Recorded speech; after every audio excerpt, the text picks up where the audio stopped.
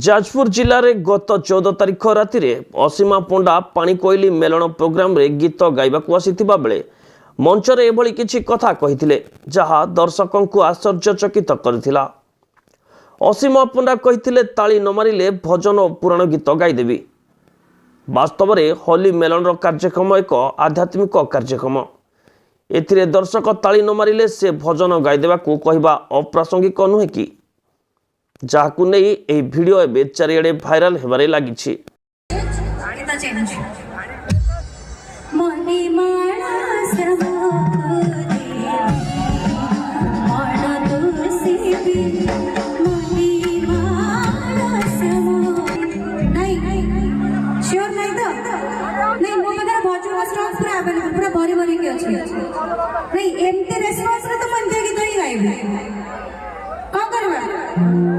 मैंने कौन ये चाहिए ब्रेकअप ब्रेकअप करने के आशा की गर्लफ्रेंड मानो को संगे रे असुविधा कोटी भाई तमे भी राती नहीं हमें भी राती नहीं बाकी तुम मानो को मोइन तो सुखी रहले हम माने भी एमती सुखी लागी तो गाइबे ब्रेकअप लागी तो निचोटा गाइबे नी।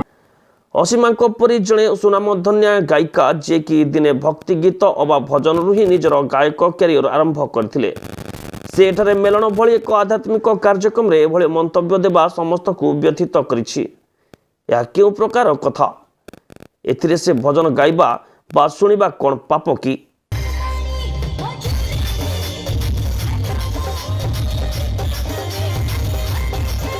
पाणिकोइली प्रदीप माझी को रिपोर्ट संस्कार टीवी ओडिशा।